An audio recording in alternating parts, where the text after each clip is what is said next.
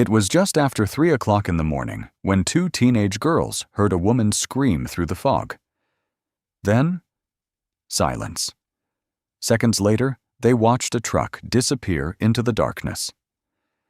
By the next afternoon, a beloved mother was dead. Detectives found something at the crime scene that should have solved the murder immediately. In fact, they already had the killer's DNA. But somehow, the case stayed unsolved for 34 years. During that time, one innocent man became the prime suspect. The real killer got married, raised children, and lived less than a mile from the victim's home. Then, decades later, investigators found the one piece of evidence that exposed everything. It wasn't a confession. It wasn't a witness. It wasn't even new evidence. It was something police had collected on the very first day, and everyone thought would never matter. This is one of the most unbelievable cold case investigations ever solved, and once you see how they finally caught him, you'll never look at a crime scene the same way again. Here is the strange truth at the center of this case. Police had the killer's DNA within 1 day, not a partial sample, a clean, full genetic match. It came from 3 different places on the victim's body. In normal cases, that is more than enough. It still did not matter. For 34 years. Because in 1986, DNA could only do one thing. It could tell you if 2 samples matched. It could not give you a name. There was no computer system for that. No way to search for a stranger's DNA. So investigators did the only thing they could. They chased down every person who knew her. For 3 decades, they chased the wrong man. He looked guilty in almost every way, except the one way that actually counted. Then, in 2020, a new kind of science showed up. It did not come from a police lab. It came from a hobby website. People use it to find long-lost relatives. It worked backward from a stranger's spit. It built a family tree, and that tree pointed at one name, a name nobody had ever suspected. But even with a perfect DNA match, this case was still not finished. Because the law asks a strange question, even when the science is airtight. Does a jury still deserve to hear about another suspect? That question forced this case to trial twice. Stay with this one. It is a story about a murder, but it is also a story about justice, and about how much can go right and still not be enough. Kindly tell us in the comments section where you're watching from. Also subscribe as we dive into this case. To understand this case, you have to understand Nancy. She was 38 years old. In a small town, everybody sort of knew everybody. And Nancy was the person people called first. By day, she worked in a nursing home. She cared for elderly patients. She had patience for people other folks found difficult. On top of that job, she volunteered as a medic. If something went wrong at night, there was a real chance Nancy showed up to help. She spent her life running toward other people's emergencies. She never saw her own coming. By the summer of 1986, her life was changing. She was separated from her husband. A divorce was underway. But she was not standing still. She had found a new home. Moving day was set for July 17th. She was also planning to go back to school. She wanted a better future for her kids. And her kids were the center of her world. She had 2 children. Both were in the local schools. Here is a detail that matters later. Her children went to the same school as her killer. He walked the same hallways they did. Nobody knew that then. Nobody could have known it. On the evening of July 15th, an old friend stopped by. We will call him D. His real name stays protected in court records. That protection matters, for reasons you will soon see. D and Nancy had a history together. Years earlier, they had been a couple. Guilt over her marriage had ended things. He had moved away, but some feelings do not fully disappear. That night, old feelings came back, at least for him. They went out for a few drinks. They took a drive around a nearby lake, the kind of drive old lovers take, when nothing has ever really been said out loud. Around midnight, he dropped her back home. He came inside to use the bathroom. They sat at her kitchen table and talked. Eventually, she asked him to leave. He did. Almost. He got a few steps down the walkway. Then he turned back. He used the weather as an excuse. He wanted to check on her moving plans. Through the window, he saw her changing her shirt. He assumed someone else was coming over. So he left, as far as anyone could ever prove. Dee was the last person to see Nancy alive. 3 hours later came the scream, the engine, the truck in the fog. Dee would carry that night for the rest of his life. Not because he hurt her, because he almost stayed. One more knock on the door, one more minute inside. He will never know if it would have changed anything. The next afternoon, Nancy did not answer her door. It was supposed to be moving day. Boxes were packed. Friends were coming to help. Instead, someone called for a welfare check. What police found inside would shape the next 39 years. The scene told a story in 2 parts.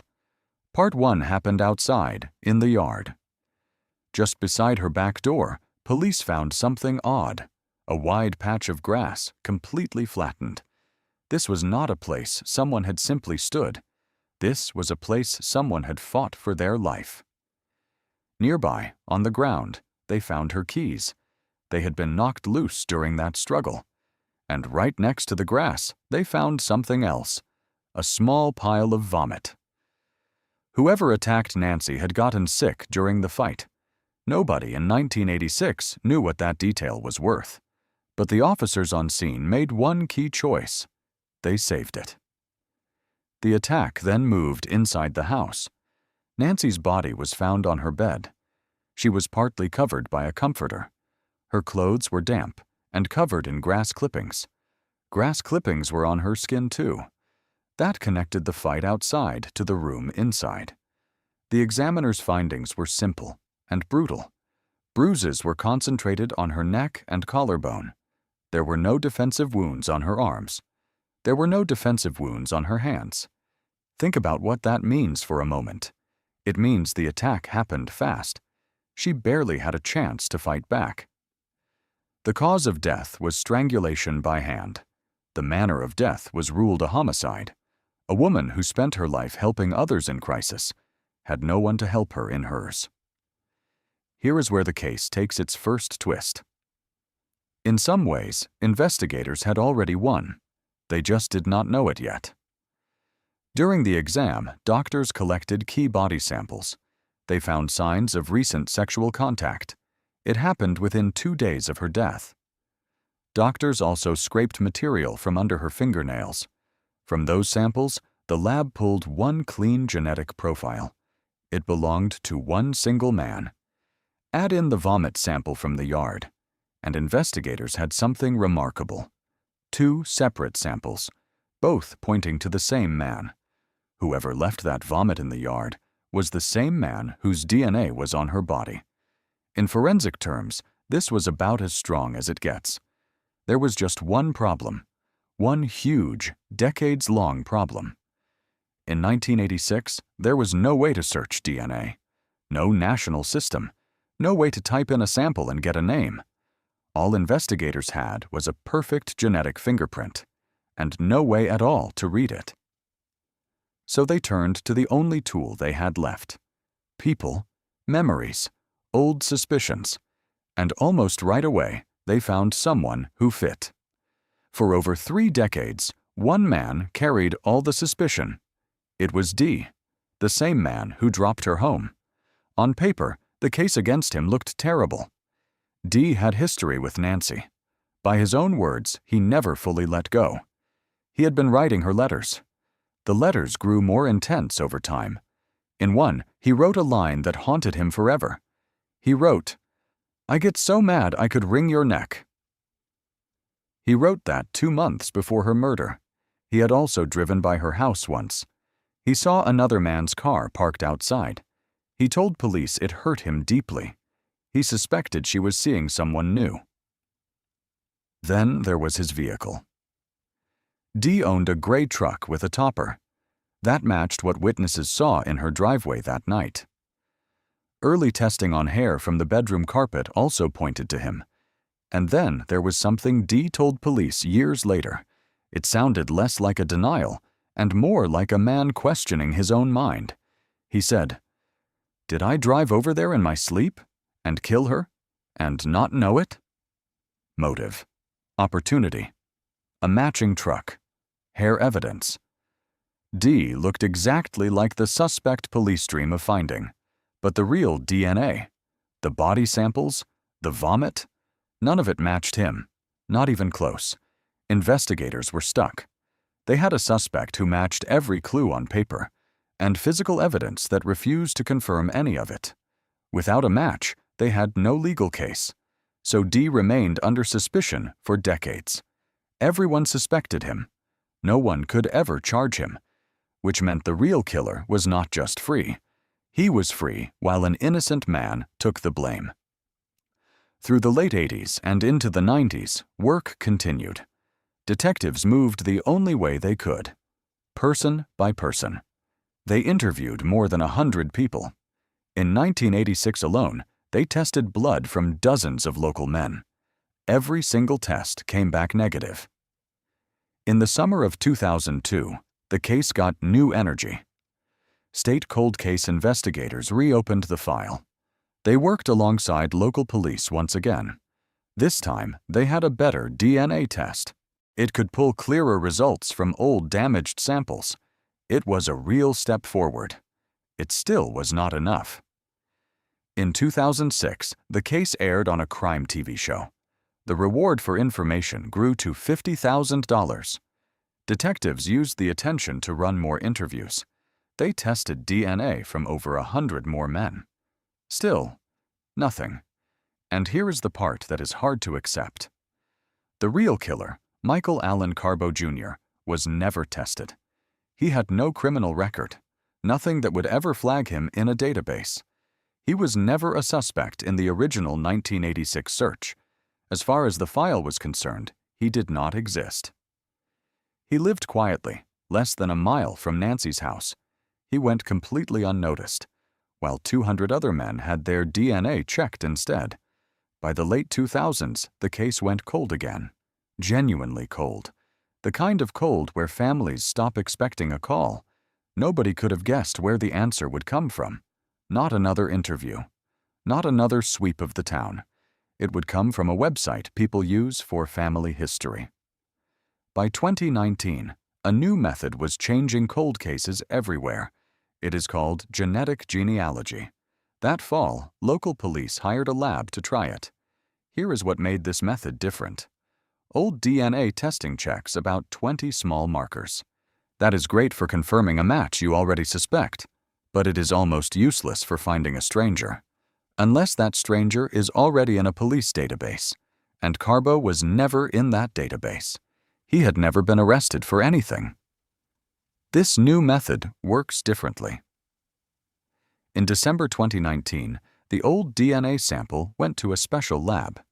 That lab built a much bigger genetic profile. Instead of 20 markers, it used hundreds of thousands. That much detail does more than confirm a match. It can show exactly how two people are related. It can tell you second cousin, great aunt, half sibling. Once that profile existed, experts uploaded it to genealogy websites, the same sites regular people use for curiosity about their roots. A team of genetic genealogy experts took over the search. They found genetic relatives of the unknown killer. They measured how much DNA they shared. They rebuilt family trees, branch by branch. They traced shared ancestors back through generations. They followed those family lines forward again. And eventually, every branch pointed to the same area, Minnesota's Iron Range, and to one single name, Michael Allen Carbo Jr. At the time of the murder, Carbo was 18. He lived less than a mile from Nancy's home. He went to the same high school as her kids. At the very same time, they did. He had been hiding in plain sight for over 30 years. There was just one catch. A family tree is not proof in a courtroom. It is a strong lead, but it is still just a lead. To make an arrest, investigators needed something else. They needed Carbo's actual DNA, collected the old-fashioned way. On July 23, 2020, an agent began watching Carbo's apartment. At 1:46 that afternoon, Carbo walked outside. He was carrying 3 plastic garbage bags. He dropped them into the shared dumpster outside his building. As soon as he was gone, the agent grabbed the bags. Inside, mail confirmed the trash belonged to Carbo. Investigators also found ordinary household trash: paper towels, tissues, cotton swabs, a beer can. Everyday items nobody thinks twice about throwing away. The lab pulled DNA from those items. They ran a standard test. On July 24th, the results came back. The DNA from his trash matched the crime scene exactly. It matched the sample from Nancy's body. It matched the vomit from 34 years earlier. But investigators still needed one more step. They needed a sample collected with Carbo's full knowledge. That way, there could be no argument about contamination later. On July 29th, at 8:40 in the morning, police visited Carbo. They told him they were testing local residents. This was true, just not the whole truth. Carbo agreed and gave a simple cheek swab. The lab rushed the results. By that night, they had an answer, a perfect, unmistakable match. Michael Allen Carbo Jr. was arrested for Nancy's murder. It was 34 years and 3 days after her death. For Nancy's daughter, Gina, this should have been the end. But the legal system was not finished yet. Solving a case with science and closing it in court turned out to be 2 very different things. In April 2022, a grand jury charged Carbo with murder. His defense attacked the case in 2 ways. First, they argued police broke the rules getting his DNA. The court disagreed on both points. Carbo gave up his privacy the moment he left DNA at the scene. He also gave it up by using a shared dumpster. Second, and this part matters a lot later, his defense tried to bring up D as another suspect. They pointed to his letters, his truck, his presence that night. The court said no. It ruled the evidence was not strong enough to include. With that blocked, Carbo's defense had a hard job. They argued Carbo had a consensual encounter with Nancy. Then someone else came in later and killed her. The jury did not believe it. In August 2022, Carbo was found guilty on both counts. On September 30th, he was sentenced to life in prison. He would be eligible for parole after 17 years. That number came from the sentencing rules back in 1986. For Nancy's family, it felt like the end. 36 years of waiting, finally over. But Carbo's lawyers were not done. Carbo appealed straight to the state's highest court. On May 8, 2024, the court split its ruling in 2.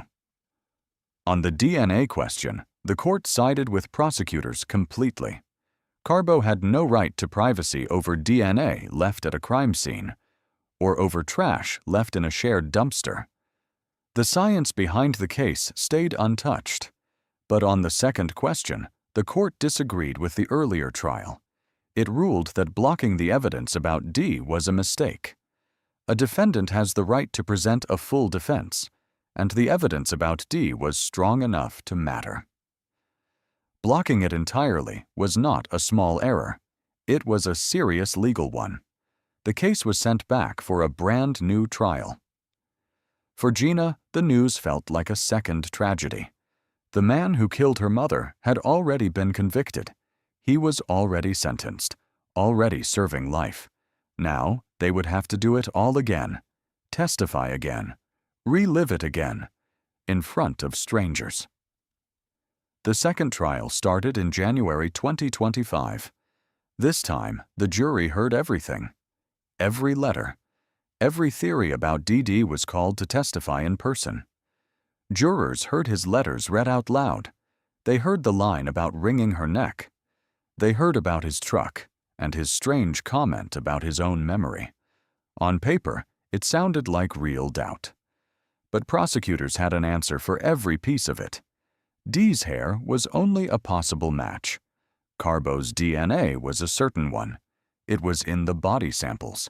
It was in the fingernail scrapings, consistent with a fight. And it was in the vomit next to her dropped keys, right where the struggle clearly happened.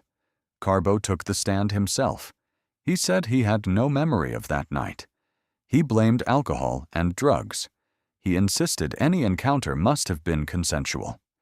This is a common defense in genetic genealogy cases now. When you cannot deny the DNA, you try to reframe it. The jury was not convinced. A consensual encounter does not explain vomit by her dropped keys. It does not explain fingernail scrapings from a real struggle. On January 31, 2025, after 3 weeks, the jury spoke again. Guilty. On both counts. Once more. This time, there was no path back to appeal. The jury heard every alternative theory and still convicted him, based on physical evidence that had not changed in 40 years. On October 16, 2025, the judge sentenced Carbo again. Life in prison. Parole possible after 17 years. Carbo can apply for parole in 2037. He will be about 71 years old. Even at sentencing, he said he was innocent. For Gina, there was no simple sense of victory. Testifying twice meant reliving the pain twice. The wound never fully closed before it was reopened.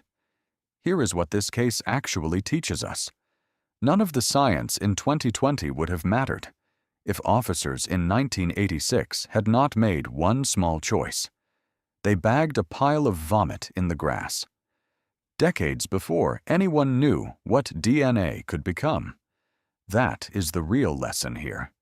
The evidence that solves tomorrow's mystery is rarely dramatic. It is usually the boring thing. The thing that seems too small to matter right now. Careful, patient preservation is always a bet on the future. This case also proves something uncomfortable about justice. A DNA match, 1 in a billion, was not automatically enough. The rules of a fair trial do not bend for good evidence. Even overwhelming proof does not erase a defendant's rights. Getting that balance wrong can undo years of work instantly. In the end, both things turned out to be true. The science was right. And eventually, the process was right too. It just took 2 trials, 1 reversal from the highest court in the state, and 39 years for both truths to finally line up. If this case kept you thinking, there are more like it. Subscribe if you want the next one. There is another cold case out there, solved with this same family tree method. See you then.